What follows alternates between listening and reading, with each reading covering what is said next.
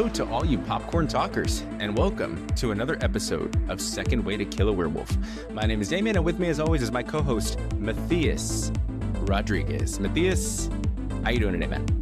Doing just fine, yeah. Thank you.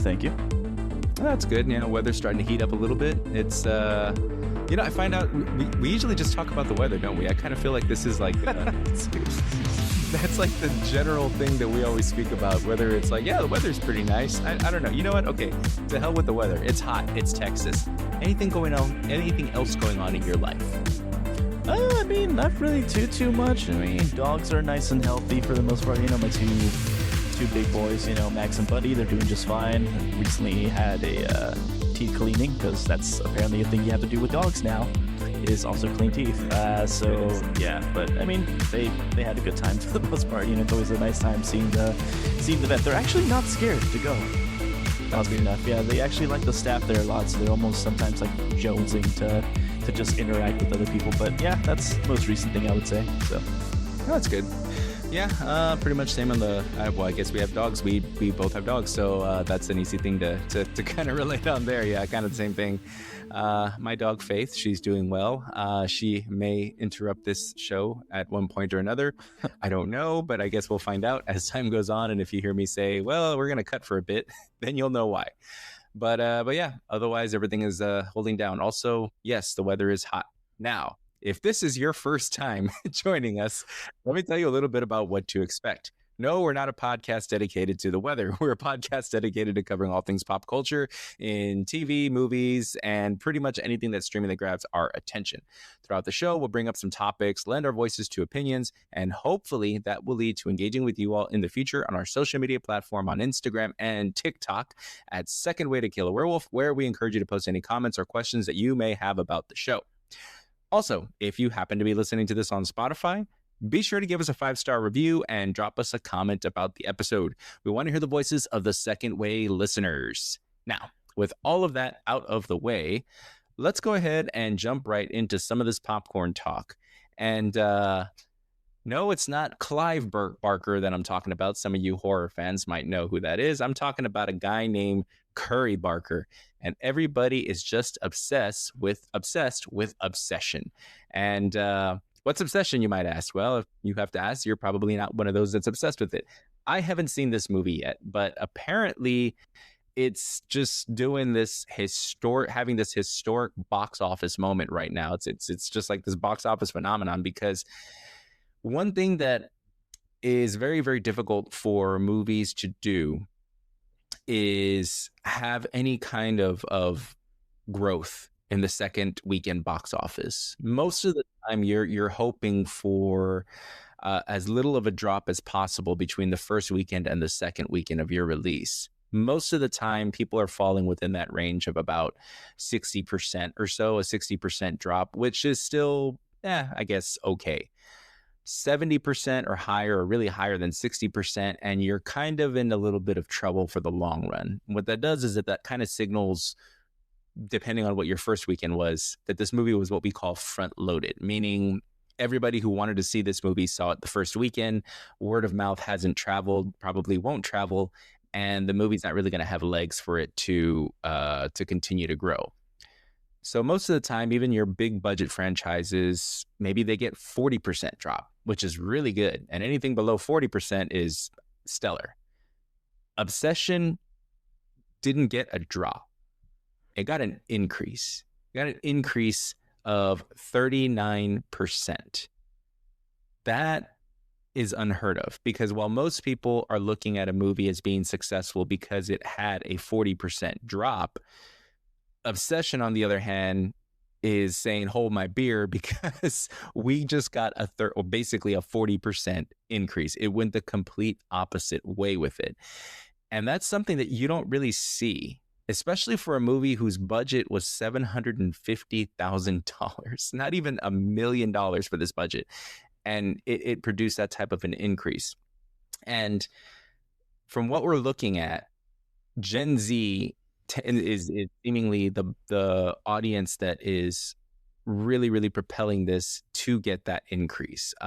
Ages, I believe, 18 to 34 are accounting for 75% of the audiences within that. So I don't know. That's impressive because, like I said, 750,000. It's has a 40% increase, and I don't believe it's going to be showing any signs of slowing down. I'm not saying it's going to be on Marvel level or anything like that, but it's like we always say with these horror movies, the horror genre and comedy. If you can have that budget low and just have this type of a success, I mean, the sky's the limit. And that goes to say as well, because apparently Curry Barker, who is the director, wrote and directed this film, created it as well. Obviously, he's already been approached by other multiple studios, one in particular that has offered him $10 million for his next idea. We don't even know what it is. He doesn't even know what it is. He hasn't had his Cheerios yet to be able to come up with the idea of like, hey, you know what? I got an idea for a movie. This company or this studio just wanted first dibs for $10 million and was willing to go, here you go. We're going to give you this much money. We get first dibs on your next film.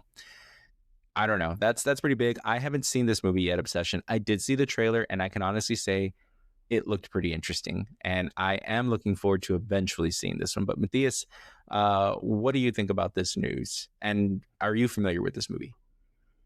Yeah, so I mean, I think the biggest thing to come out of this is, first off, we already understand that with making horror films and to sort of find the backing for that, usually a lot of studios are going to offer up, something on the low range. It's very rare that we ever see any horror films unless, there's something like part of a franchise, let's say like The Conjuring or whatever, have a major budget to begin with. So something in the realm of like 100 million to about, 150 million, that's really unheard of.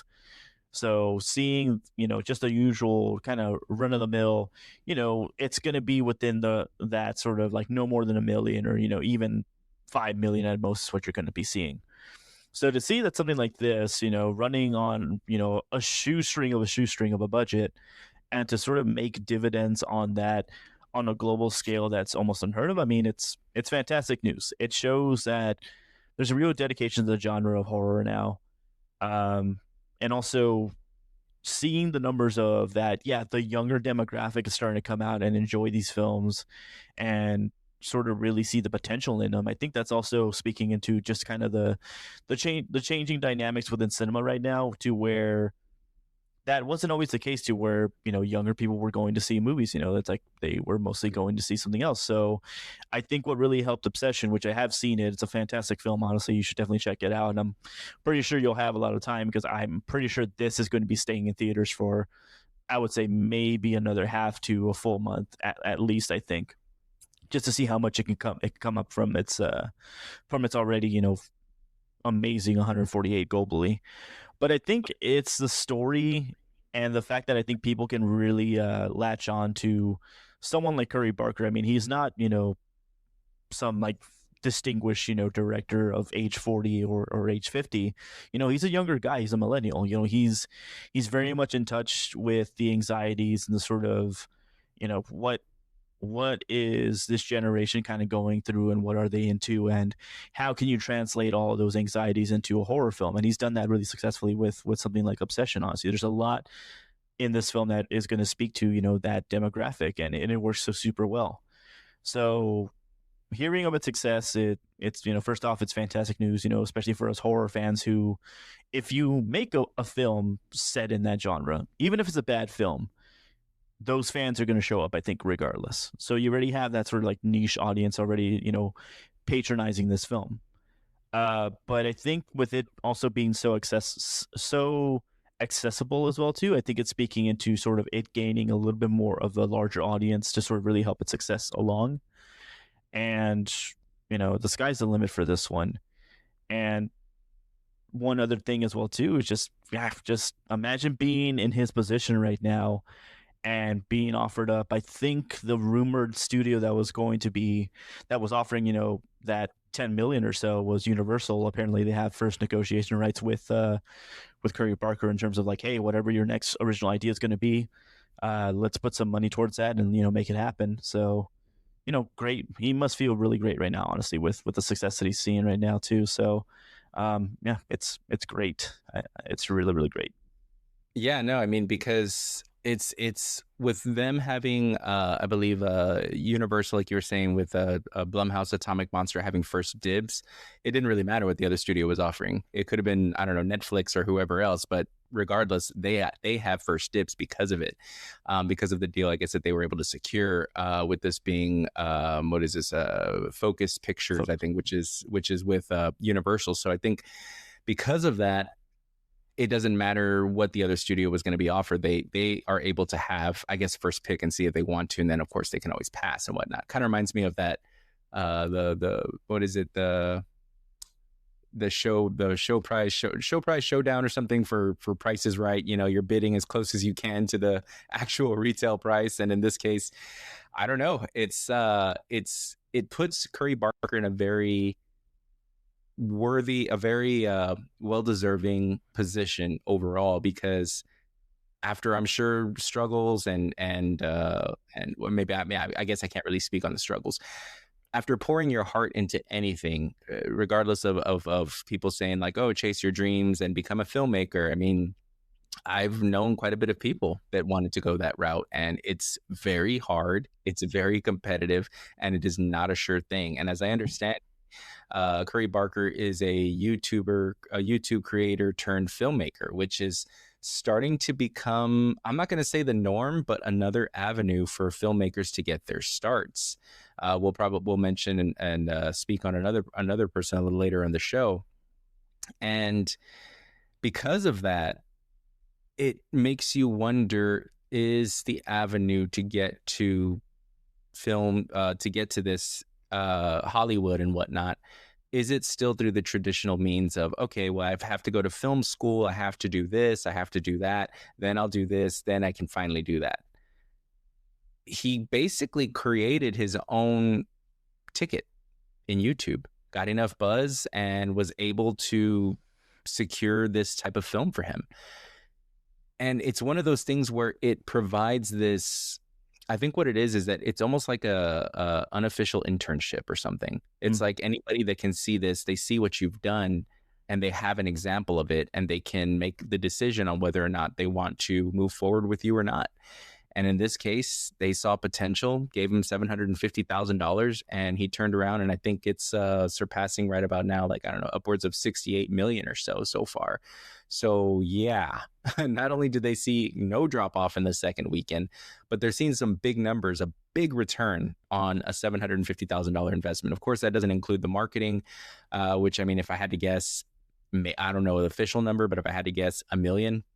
So you're still talking huge return on investment for this.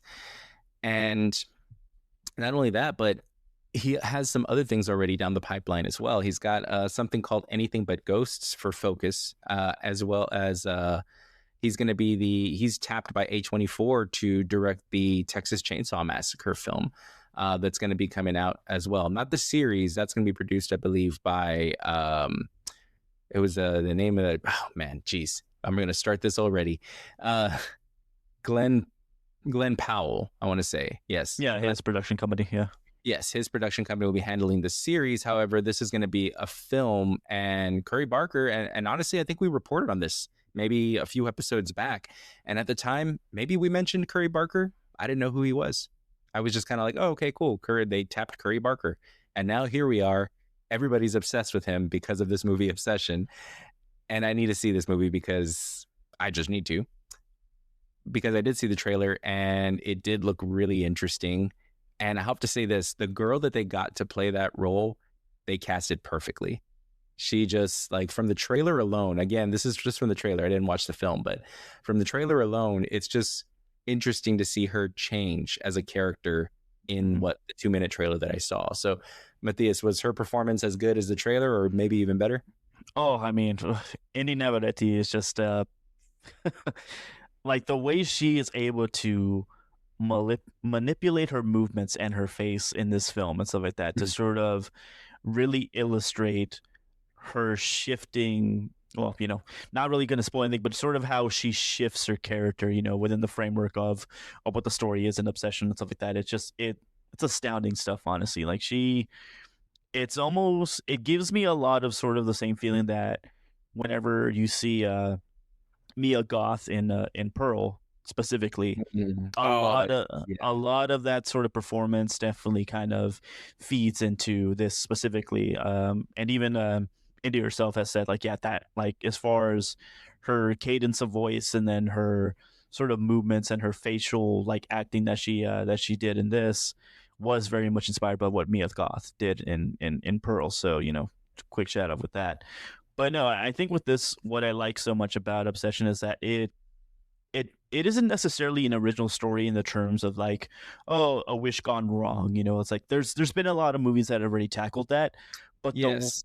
the way they sort of are able to kind of build upon that concept and sort of complicate it a little bit and sort of give it a little bit of its own feel, that's where the real, I think, like money is in this. And then the Mhm. performances as well too really sort of shine through this as well too. And it's a film that has its moments of not just complete another horror, but it also has like those little sort of like comedic moments as well too, sort of kind of tapping into like a dark horror aspect of it. It doesn't take itself so seriously within its world. It's kind of giving you a sense of like, yes, this is like a story that you can kind of supplant within the real world, but the world that Curry Barker is creating within this film and also it's like it's his own making. Things are going to look off and things are going to be presented in a way to where this almost feels like a dream or it feels like something just outside of the bends of reality. And I think that's just another thing that makes it so accessible as well too, is like it's that sense of it going kind of a little dreamy with it. But no, I mean, definitely the next time you have some time, Damien, check this out. You're gonna love it. Yeah, I definitely need to. We've been kind of blessed by the movie gods right now as far as horror goes, because we've got that one, we've got Passenger, and then the movie that we're going to talk about a little bit later called Backrooms.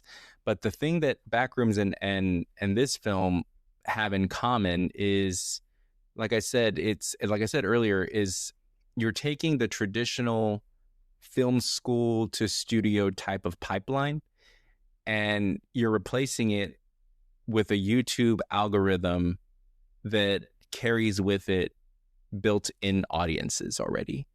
And that's where the big market for this profitability is. One of the reasons that I'm finding that, or I'm guessing, I shouldn't say fine, but I'm guessing that Gen Z audiences are really running away with this one is because a large portion of them probably watched that whatever it was that he was doing already in the first place, especially with the back rooms that we're going to be talking about later, kind of attributed to what I was talking about in terms of those built-in audiences. You've already have like that core audience that's going to go into it, probably front load it, and then tell everybody else about it before this movie's even premiered. Maybe they already knew about it. Like I said, it was new to me, but anybody that was in the know about Curry Barker and what was coming out next probably already had the word of mouth before the film even released, and therefore increasing that 39% the second week and it not getting a drop, but it getting an increase. 17.2 million, I believe, the first weekend, and then 23.9 million the second weekend. 39%. That's unheard of, but it's really going to start putting a spotlight on indie films. These indie, mostly horror films, are what we're seeing with these directors being not chosen, but these directors, I guess indie project directors on YouTube that are making these films and then transitioning to the big screen. This isn't the first one that we've seen. We've seen one of the first ones that I can recall is that for that movie Lights Out. That was one. So if you've never seen that one's pretty crazy. I've seen a couple as well that kind of have the same concept. There's a movie called, I think it's called Vicious with Dakota Fanning, which if you haven't seen that one, I haven't heard this officially, but I'm sure it's related to this short film that was on YouTube. I don't remember who directed it, but it was basically about a person puts a box in the, like gives you a box or something like that. And the moment you open it, there's like this, what is it? The moment you open it or accept the gift and open it, every time you look away from it, somebody starts coming out of that box a little bit at a time. It's pretty creepy, actually, the way that they did that, because at one point or another, you turn away for too long, and it's not about what you see technically that scares you. It's about what you hear and what you don't see.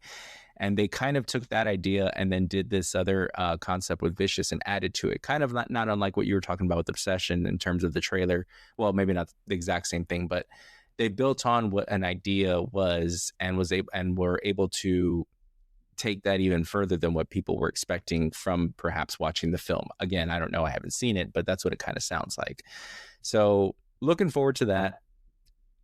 Horror fan, great time right now. So for horror fans, so I think everybody's a winner in that story or in that regard. So kind of stepping away from horror for a minute, and we're gonna do like I used to do when I was a kid, and after watching a scary movie, put on a cartoon. Just kind of forget everything that I watched. I had no business watching Child's Play at the age of, I don't know, 9, or no, not 9, 5 probably. I don't know. Anyways, but when I did, yes, I put on a cartoon. What was my cartoon of choice? Well, it wasn't the one that we're about to talk about, but probably Ninja Turtles if I had to guess. No, the cartoon that we're going to talk about that's going to be, or cartoon character, I should say, that we're about to talk about that is getting brought to a live action film, from what I understand, is brought to you by the letter Q for Quinta Brunson. If any of you think that name might sound familiar, it's because Quinta Brunson is actually the lead in a little series called Abbott Elementary, which is a great show. I love that show. It's pretty fun. It's not something that, I don't know, maybe it is something that I look forward to now. I was gonna say it's one of those that if I see that it's available to stream, I'm gonna stream it. If it's like I missed 8 episodes, then I'm probably gonna watch 8 episodes in a row of this series, because it's a good, fun show. I don't know. It's just has to do with the school systems and what teachers go through, and a whole bunch of other things that I can't really sum up, because that's not the point of this topic right now. I'm not talking about Abbott Elementary. What Quinta Brunson is going to be bringing and starring in, developing and starring in, is a Betty Boop feature film. And this is going to be in collaboration with Fleischer Studios and her production company, Fifth Chance Productions. If any of you don't really know who Betty Boop is, you'd probably be forgiven, because this character goes back all the way to the 1930s. And the last time that I can recall of any of this character being in anything mentioned, other than T-shirts and other things, which I'll jump into in a bit, is Who Framed Roger Rabbit. She had the animated character had a little feature on there at one point. I believe she was one of the waitresses or something while Jessica Rabbit was singing. And since then, she's someone that, if you're a millennial, you probably know. If you're Gen Z, maybe you don't. But Betty Boop is someone who has stayed in the general population or the general audience's eye for quite some time. Maybe not a starring figure, but at one point or another, you probably saw the character that I'm talking about. Very prominent features, kind of based on this 1920s jazz kind of flapper girl type of thing. Similar to what would it be? That movie with Leonardo DiCaprio and Tobey Maguire. I just can't think of it right now. About the Roaring 20s, basically. The Great Gatsby? Great Gatsby, yes, The Great Gatsby. Kind of similar to that type of character, but has also adapted to multiple generations. You'll see her portrayed as in different types of clothing, almost like a Barbie in a way, kind of adapting and evolving with the world, just not as widely known. Well, Quinta Brunson is looking to change that and bringing in a live action feature film to go further into the early animation of this cultural icon, and see how general audiences are going to respond to that. I think there's potential there, which we're going to talk a little bit further into some other details. But hearing about this news, Matthias, I'm curious to hear your opinion. Is this a character that you were familiar with or have ever heard of, or is this something completely new for you? No, I mean, you're in the same way that you were sort of stating that Who Framed Roger Rabbit was like the last real sort of like piece of media where you like recognized Betty Boop. Same thing with me. Mm. I know that she's been kind of like on T-shirts and like other types of products and stuff like that. There, again, kind of very much a same sort of figure like Barbie is, to where it's representative of like a woman's style, or like a woman's autonomy, and sort of, it is in a lot of ways a feminist icon. Uh, with having it being done in a film, and kind of thinking about, well, how is that going to translate to an audience of today who probably doesn't know who this character even is? I think there is something to say about bringing forward icons of the past and all that stuff, and either not necessarily modernizing them or sort of like trying to fit them into this day and age and to make a statement or whatever. I think just to sort of have it be like a reintroduction for people that are probably just kind of familiar with it or have seen some sort of like evolution of the character and are thinking, well, where did that start off or where did that begin? I think there's a story to tell in that regard of, sometimes it's important to understand how things of the past came to be. And this is kind of exactly how this film, at least like from the log line that was given, is that it is going to explore the origins and the evolution of Max Fleischer's iconic character, and then also going to sort of go into like the creative and commercial pressures of building, one of the world's first animated icons. So that to me makes me wonder, like, I wonder what kind of split we're going to see in this film. Like, are we going to see something akin to like, Who Framed Roger Rabbit, or maybe even kind of like Cool World in a way, in a sense, where you have like a mix of live action acting with, animated scenes and stuff like that. I don't know yet. Obviously, there's not much, besides that available for the film there. But I think to bring that sort of style back into modern filmmaking, I think would be really cool if that's like the way they want to pursue it. But for me, I mean, I'm interested. I would want studios to start taking a big swing at things, and something like this.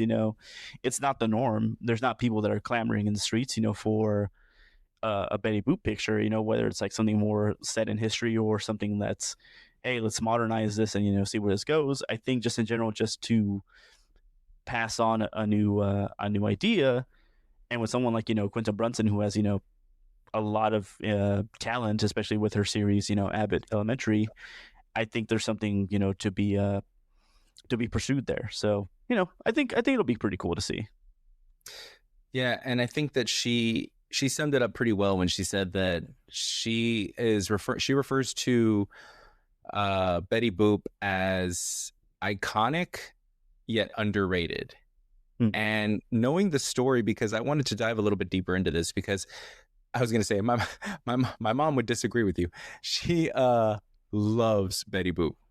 That's the main reason that I know who Betty Boop is, if I'm being honest. It has to do with my mom, because growing up, she was like that character.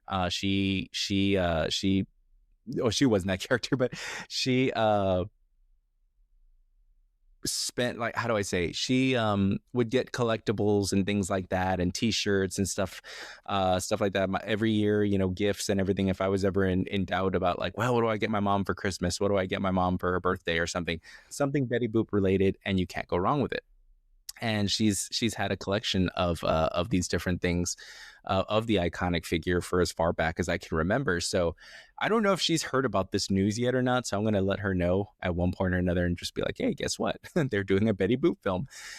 And, with this, it did make me wonder, though, because I was kind of the same thing with you, though, where our general audience is going to respond to this. Is there an interesting enough of a story? Because as iconic as Betty Boop is, and the cultural relevance throughout history as she hasn't had the same impact that Barbie has had. And they made that film and it went big. I wasn't the demographic for that film. I saw it. It didn't really interest me. I don't know. It wasn't for me. But a Betty Boop film might be an interesting concept. I didn't think so until, like I said, I dug into the history a little bit. And with the history of this is that based on, like I said, the creation with Max Fleischer, he told the animators apparently that he wanted a caricature of basically a performer from back then in the 1920s jazz named Helen Kane.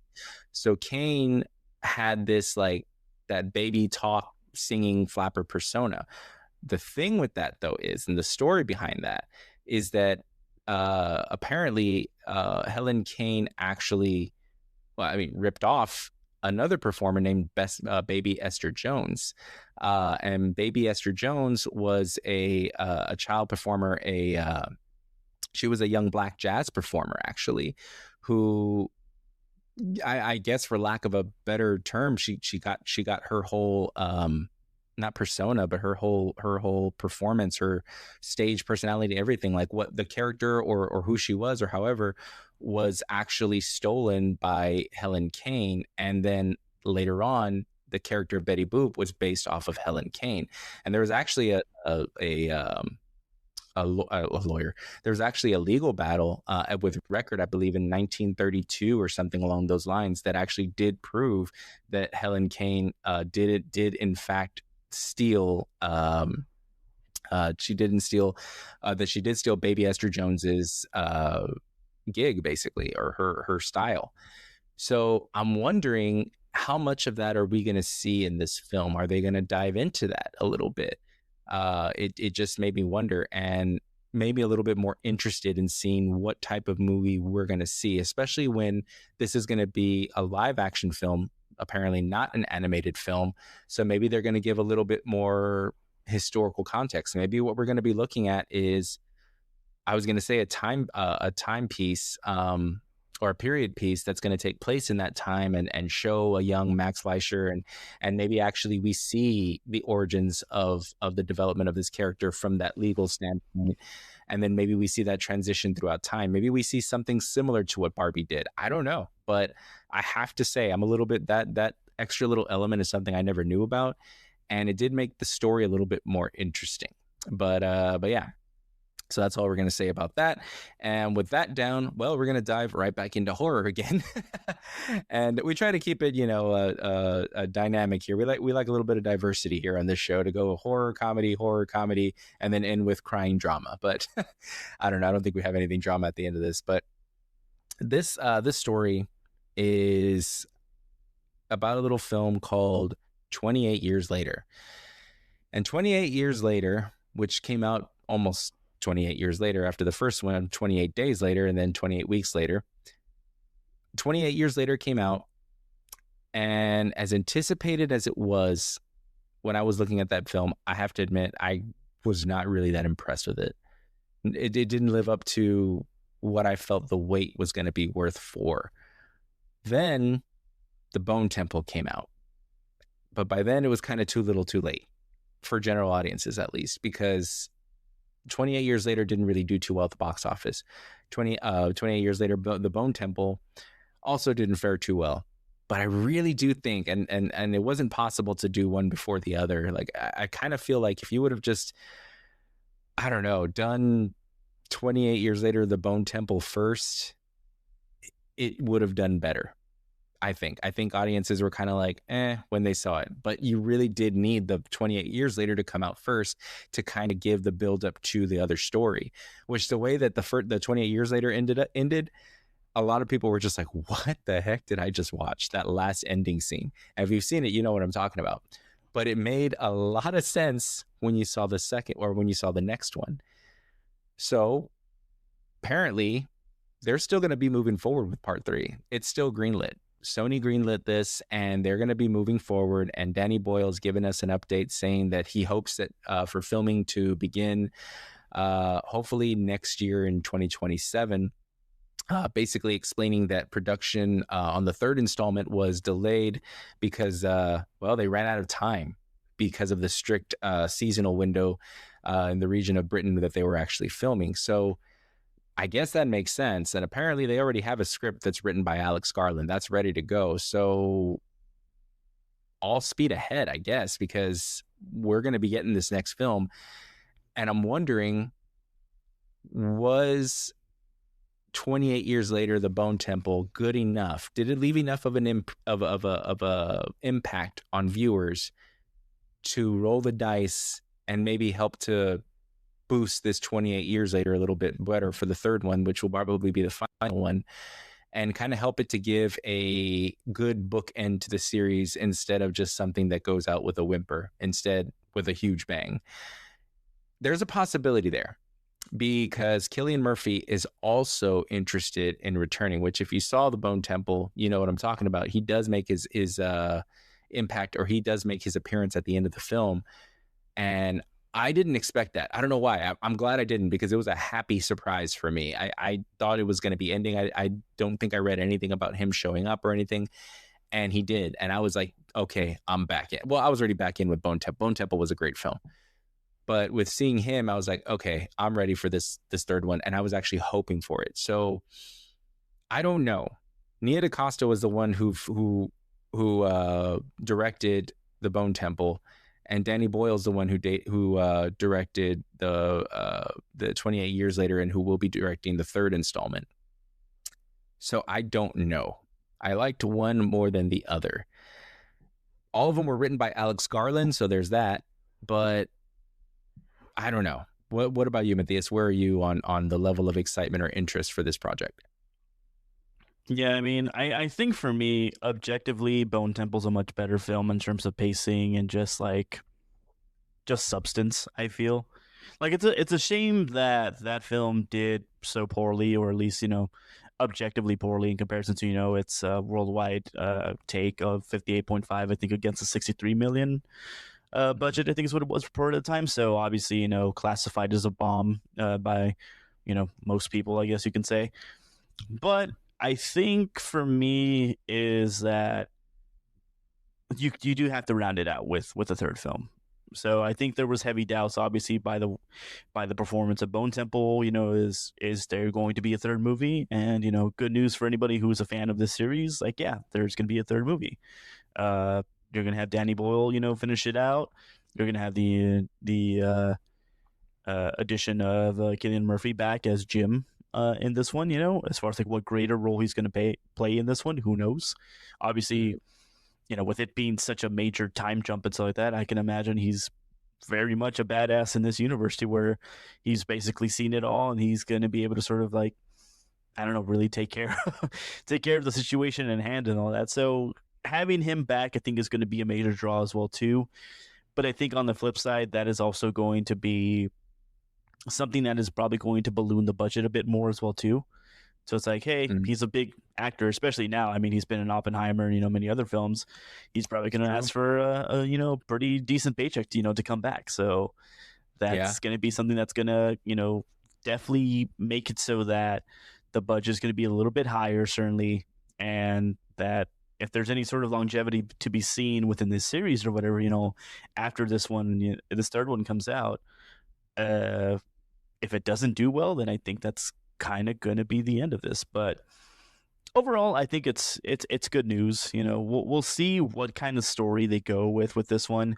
Again, I think Bone Temple was a really good step in the right direction. I felt the first one just kind of overstayed its welcome a little bit too much.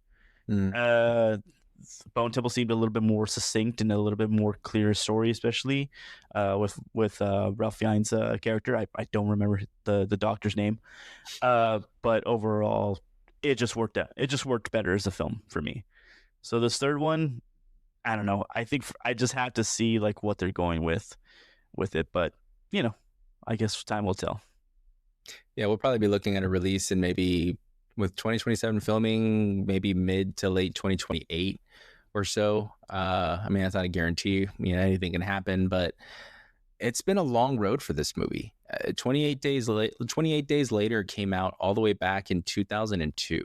That's almost in the 90s to be able to say. And to see that we're in 2026 and still getting a brand new film in this installment in potentially 2028 or to be determined, that says a lot about the potential and the belief in this film. And people like me, I remember watching that movie. I just fan of the genre, really. Zombie films have always been a big one of my favorite horror films, or genre of horror films to watch. And I know some people are like, well, they're not zombies and they're infected, whatever you want to say. The point is, if you were gonna go to Blockbuster back in the day and you looked for it, you'd probably find it in the zombie section. If they had that type of subcategory. Now that I think about it, they probably just said horror. I don't know. The point is, I use that term loosely. I say zombie. I don't want to say, yes, it's the infected movie. It just sounds weird. Anyways, because then I guess it would put it in the same genre as like I Am Legend, I guess. I don't know. We're going to go zombie films. But 28 Weeks Later came out, and that to me to this day still has 28 Weeks Later came out 5 years after 28 Days Later, and that to me still has one of the best horror intros of any movie. One of my favorite, one of the most memorable. Music, everything, the build up, all of that. It was a great introduction for that film. Can the third one bookend this and just have people walking away satisfied? That's the tough one. But I think you're on the right track by getting Cillian Murphy back. Well, I say potentially because it says he's interested in returning, and you're right. It's going to come down to how much he's going to be able to secure in this deal, I'm sure. But at the same time, I mean, what do you do? I'm going to say kind of at this point, you have to. If you didn't include him at the tail end of Bone Temple, you might be able to get away with it and be like, oh, yeah, off screen. Oh, yeah, I remember Jim, it died a few years back, unfortunately, or something like that. I don't know. Like you could do that, or just be like, yeah, no one knows what happens to Jim. I like to think that he's off in Ireland somewhere. I don't know. So you could do that. But now you mentioned him. So now you can't just be like, nah, just kidding. He was dead all along. That was a dream sequence. That makes no sense. So you have to bring him back. You have to pay him whatever he wants, because at this point, if you have Bone Temple and if enough people went to go see that one, which they didn't, but if word of mouth says, oh, okay, look, trust me, this last one was good, you're going to want to see this next one, and they're bringing back Jim, I think this has a chance. But as we often say on the show, time will tell. So that said, we're going to go ahead and we're going to stick to the genre of horror, and we're going to talk about a little movie called Backrooms. And Backrooms had a massive $38 million Friday release. In fact, it was, I believe, A24's biggest all-time opening weekend of all time, of all time, securing, I believe, like 81 million or something along those lines, tripling or thereabouts over tripling their previous largest opening weekend ever with Civil War, Alex Garland's Civil War, which that was a good movie too. I enjoyed that one. With Backrooms coming out and doing this, it's kind of on the same level as the previous story that we were talking about regarding Curry Barker's Obsession. This was an adapted of director Kane Parsons' apparently viral YouTube series in collaboration now with, I believe, producers James Wan and Sean Levy, to be able to bring this Backrooms to the big screen. And this kind of goes hand in hand with what we were saying earlier in terms of YouTube having those built-in audiences, because that was a huge debut for this. For A24 to come out and say this is not only is it our biggest launch ever as far as a box office release, but it tripled our previous champion in Civil War. And Backrooms, I saw the trailer for this.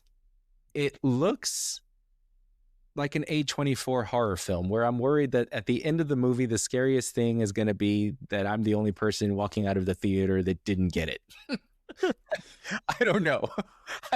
That's kind of how I classify some of these movies with A24 is like, yeah, that's like that's the scariest thing about these films. No, Hereditary had its moments and some other movies as well. I joke, but I kind of am worried about walking out of this movie and not knowing what the hell I just watched, because it's one of those, like horror movies that definitely has a lot more going on with it than meets the eye. I'm not going to use the term elevated horror because as we all know, and regular listeners know, I hate that gatekeeper phrase, but it definitely is one of those that's going to apparently maybe make you think.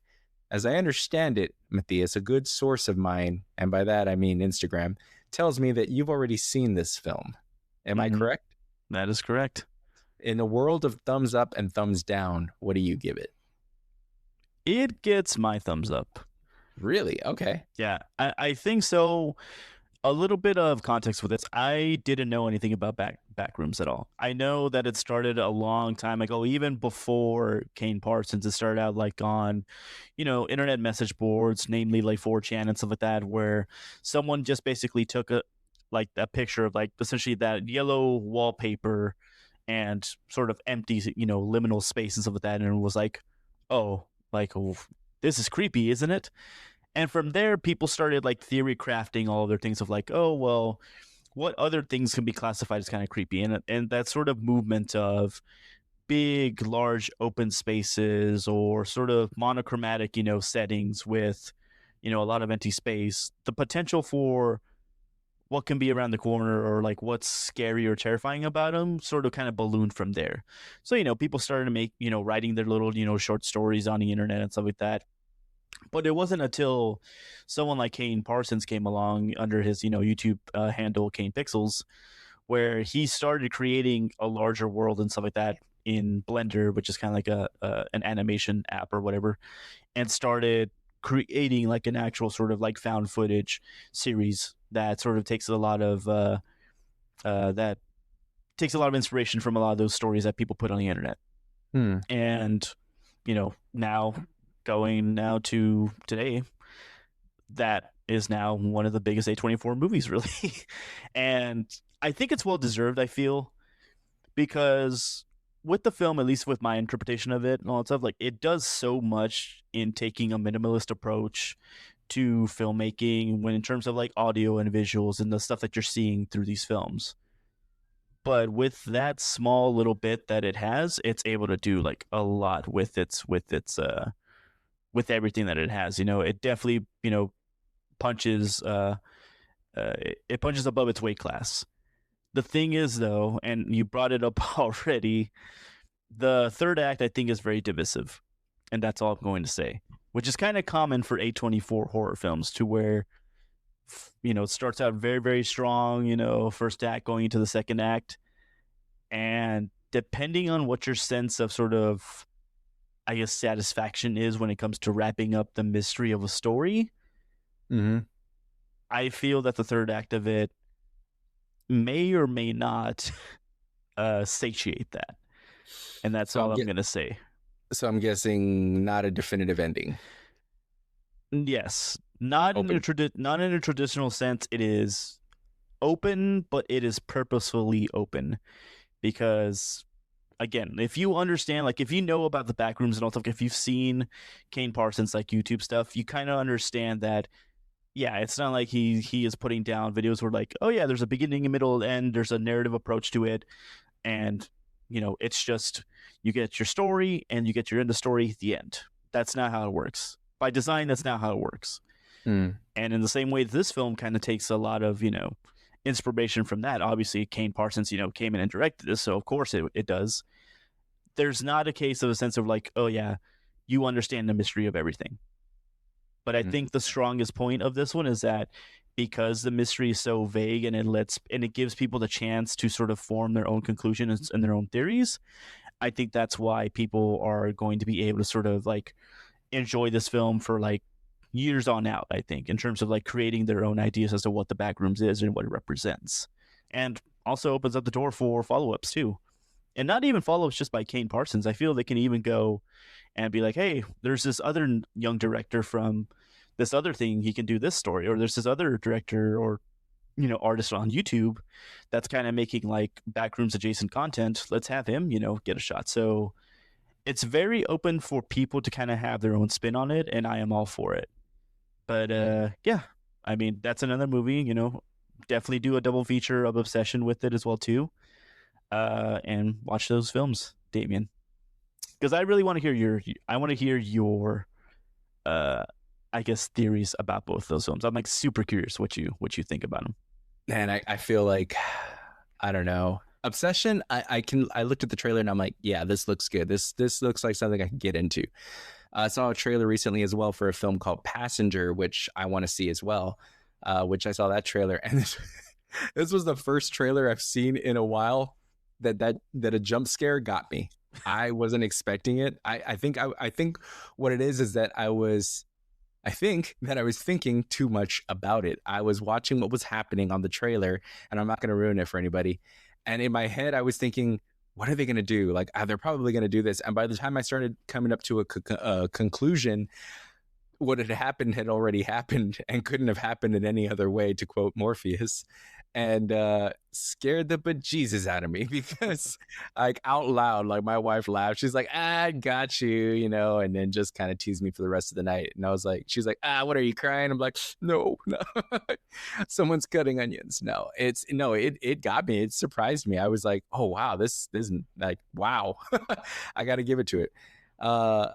So then we get into Backrooms, and I saw that trailer, and it started off interesting.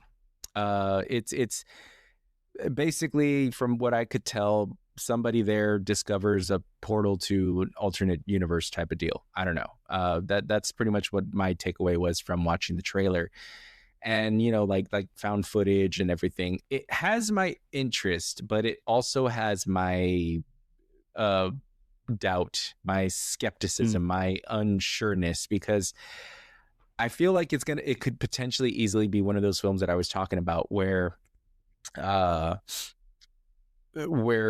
going to come out of it and thinking that the scariest thing from the movie was being the one person that didn't understand what the meaning was behind the film. And that's what tends to sometimes happen with what I'll call like art house horror films.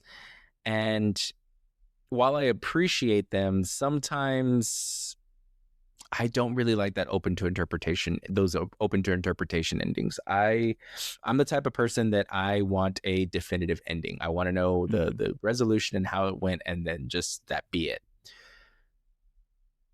I guess there are occasions where it'll be okay. Inception, I get it, why they ended that the way that it did. I still think that a definitive ending would have been better, because ultimately I feel like it's the job of the director to give the audience an ending to the story, not just say like, well, were they okay? It's like, what do you think?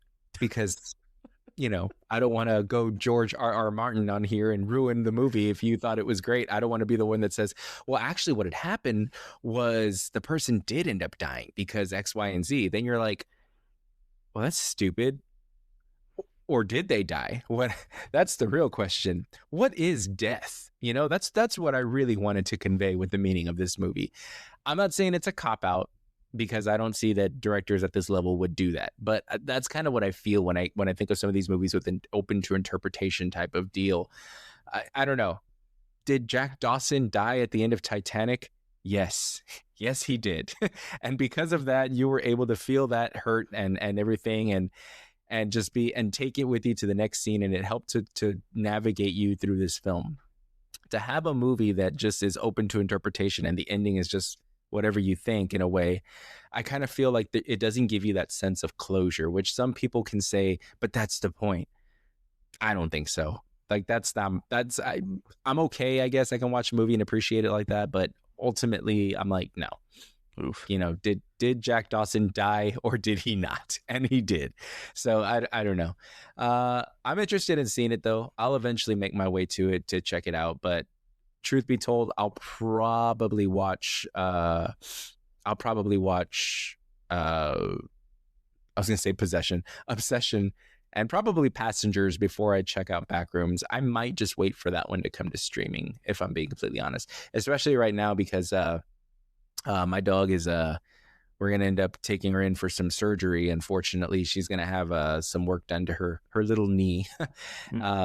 It's gonna be a long recovery, from what I understand. So I'm gonna spend a lot of time at home watching movies, just waiting. I've become one of them as far as streamers.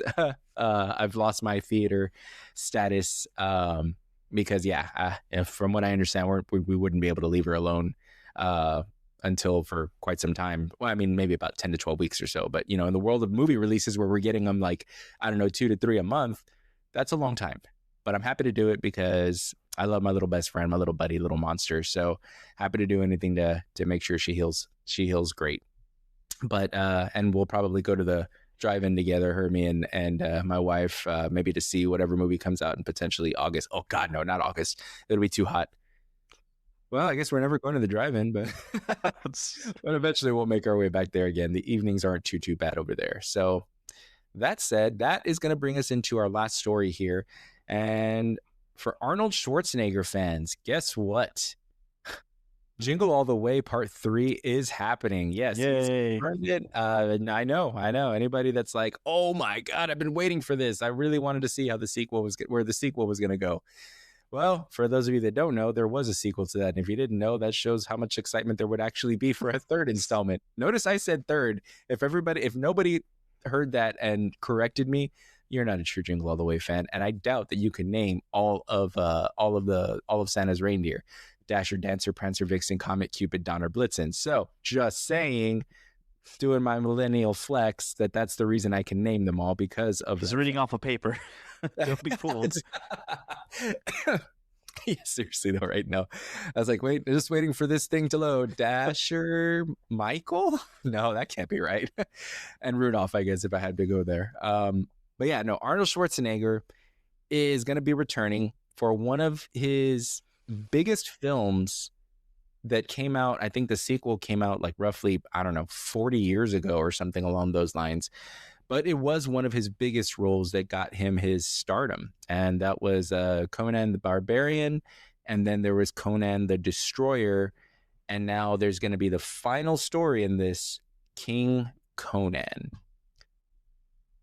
I am looking forward to this, if I'm being completely honest, because Arnold Schwarzenegger is a part of that genre of action films that I never want to say never, but I'm going to say for the sake of this discussion, will never happen again. It was like, I say this and I was about to say, it was like the 1999 Spurs lineup, with Tim Duncan and Ginobili and Parker. We'll never get that again. And here we are going to the finals. Woohoo! All right. Suck it, New York. No, I'm kidding. If you're from New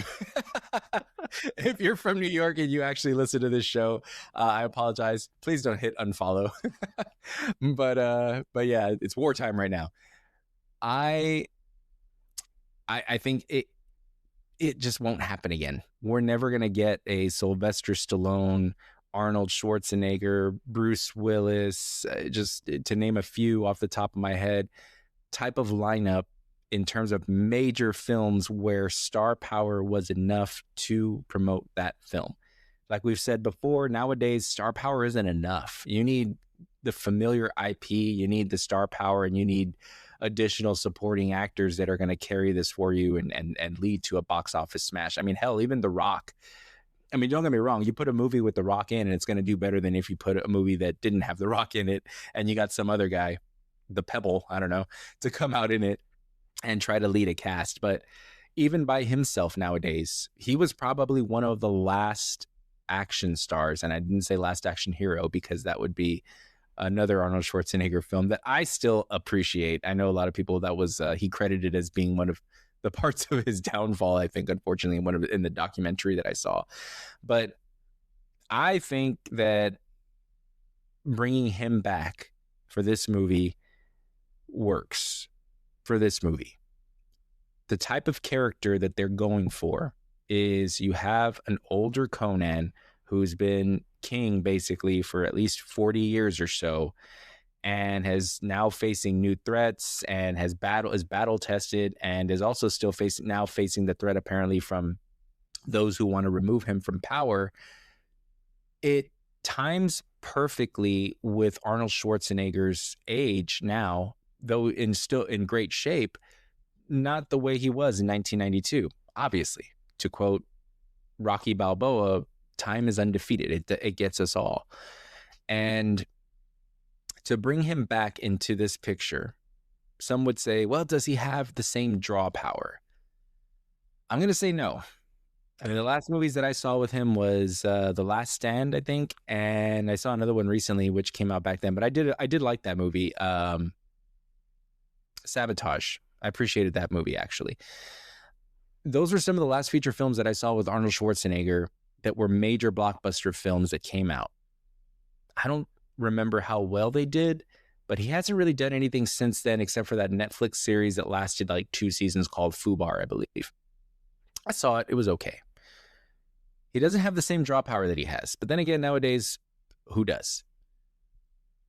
This is timed perfectly with him because he's roughly, I think, like mid to late 70s, if I'm not mistaken. I think he's like 78 years old or so. You want to talk about authenticity for a role? That's the whole basis of this story, King Conan. He's been ruling for 40 years. I think that because of that, this movie has potential to not flop. I'm going to say that. I'm going to say it that way because I'm not saying that this movie has potential to hit $1 billion. I'm not even going to say that this movie has potential to hit 500 million. I just think that it has potential to not flop. I think that it has potential to make a profit and to hopefully, I don't know which, I'm not trying to sell Arnold Schwarzenegger out or sell him short because Clint Eastwood is 96 years old and he just recently announced his retirement. But how many films down the pipeline could bring Arnold Schwarzenegger back and have him lead it or draw audiences for it? Really, at this point, it's only his main IP that he had to rely on, which was Terminator. And we saw him come back for that last one with Sarah Connor. And unfortunately, it was too little too late because I still contest that was a good film. If it came out earlier, it might have done better. Then you've got Conan. They sure as hell ain't bringing him back for Kindergarten Cop Part 2, actually Part 3, because I think Part 2 came out and that was Dolph Lundgren. So this would be Kindergarten Cop Part 3. They're not doing that. So King Conan is it. It's one of the last ones, unless they decide to do a True Lies Part 2. And if they did that, I feel like that one might draw a little bit more than this one, depending on who you bring in for him to essentially pass the torch. Maybe you get a Arnold Schwarzenegger and The Rock film, and maybe True Lies would be it. I'm totally this is me going off the cuff, folks. This is me just throwing stuff out there to see what sticks, and maybe somebody listens to this that has like true power and is like, that's a good idea, we're gonna do that. And not credit this guy at all. But I think that would be a good idea. I'm just saying, Hollywood, call me if you want some more suggestions like that. But I think this is a good idea. I think King Conan is going to be good enough to where it won't flop. I think it could potentially surprise audiences depending on how they promote this film. But that's just me. I don't know. What about you, Matthias? Yeah. All right. Well, that's our show. For me, I don't know.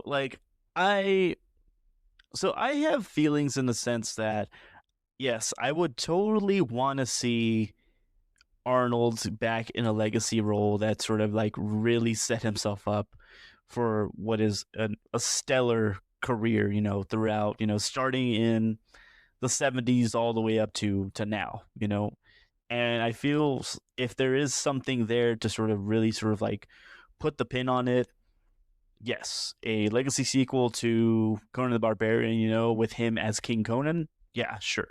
Like, that's the way to do it.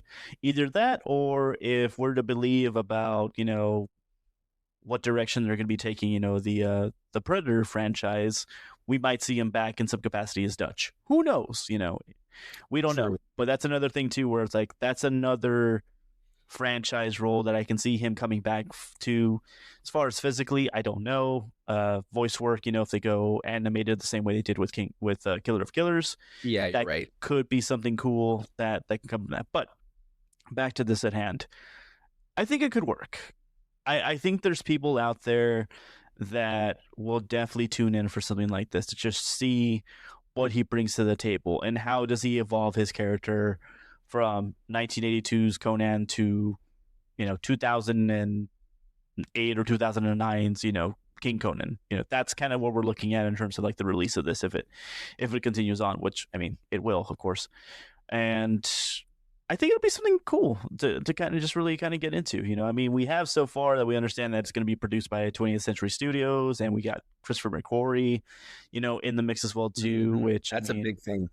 Yeah, which Mission Impossible and the Jack Reacher films as well too. I mean, he knows action. He knows how to take especially a character that has a long legacy or that has gone through multiple iterations, within different like stories and timelines, and is able to sort of like make them engaging, again and again and again. So I think he has that level of creativity to where he can take, an old character like Conan from the 80s and put him back, right back in, this modern time that we're in, and have people excited for it. So I think for me, like, I don't expect it to be a major blockbuster or anything like that. I don't think it's going to be in that regard, but I have my doubts that people are going to choose to just, totally be repulsed by this film. I don't think that's what's going to happen. I think you'll get a good number of people that are going to check it out.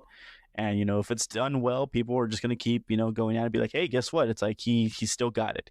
He's still able to sort of like have that, magnanimous presence and all that stuff. And he still has that star power, and he's able to tap into that after so many years, and you can't help but be impressed. So, at the end of the day, we don't know yet, but if it's showing that Arnold is like super, jazzed to kind of go back into this, and then seeing, a studio like, 20th Century, produce something like this, and then have someone, as talented as Christopher McQuarrie, I feel like all those elements coming together is going to really help drive this film, to a good point, to at least to begin. So, yeah, I don't know. I think I would want to check it out. Yeah, and apparently Arnold Schwarzenegger, the last time he played this role was roughly 42 years ago. He's had a long, very successful Hollywood history. I don't know what the feature is for him. I mean, like you said, the animated feature, because he was featured in that bonus ending or something along those lines for that animated feature with Predators. So you're right, he will be coming back, probably voicing that character. I don't think he'll come back live action, or I don't know, maybe he will. Maybe that's going to be down the pipeline later on. But if he doesn't, and he's just going to do this vocal work, I'll tell you what, King Conan does okay and becomes potentially moderately profitable because it's Arnold Schwarzenegger's next film. You announced this as Arnold Schwarzenegger's last film, where he's done and he's hanging it up after that. You have a little bit more potential there. There's going to be a little bit more general audiences going to this, because regardless of who you are and what generation you were born, you know his name. And because his name carries a lot of weight with it still. Maybe not as much of a box office draw, but that name still does demand some respect. And I think that you announced this as his final film, and you up the possibility of a bigger return on this. Of course, I'm not saying he needs to retire. By all means, keep doing it as long as you want. I mean, Netflix series, you want to do a Prime Video series, there's roles out there for him that people can do. And maybe this is his way back in. Maybe this movie does well and is a launch pad for a second, or third. Maybe he has a Keanu Reeves type of reemergence where, he goes out, then he comes back, then he goes out, then he comes back, and he's just big again. Schwarzenegger was huge, faded out a little bit, stayed there for a bit more, and then kind of just faded out some more. He hasn't really had that resurgence. So maybe this is going to be his resurgence, and he starts taking on and doing different roles. Maybe other directors start taking notice of this and shine him in a different light. I don't know. Either way, I'm looking forward to it, and I'm looking forward to seeing him on the big screen again, especially for a property as this, as Conan. I grew up watching that one as well, so I'm looking forward to checking it out and seeing how much more they can, how much even better they can do with those special effects. Because if you go back and watch some of the old ones now, probably a little dated. They did the best they could with what they had, but sometimes you just got to suspend disbelief, and just jump in and have a good time. But all right, folks. And just like that, our time is up. But as always, we want to thank you all for listening to us, whether it be on your day off or your commute to work. We want to thank you for taking the time to hit download or push play on your device. We also want to remind you, if you're not already, follow us on Instagram and TikTok at Second Way to Kill a Werewolf, where we encourage you to share your thoughts and opinions on the many, many posts that we put up. Also, if you enjoyed the show, be sure to share it with a friend. It really helps us out more than you could ever know. That said, I'm Damien. And I'm Matthias. And we will see you next time. Bye, everybody.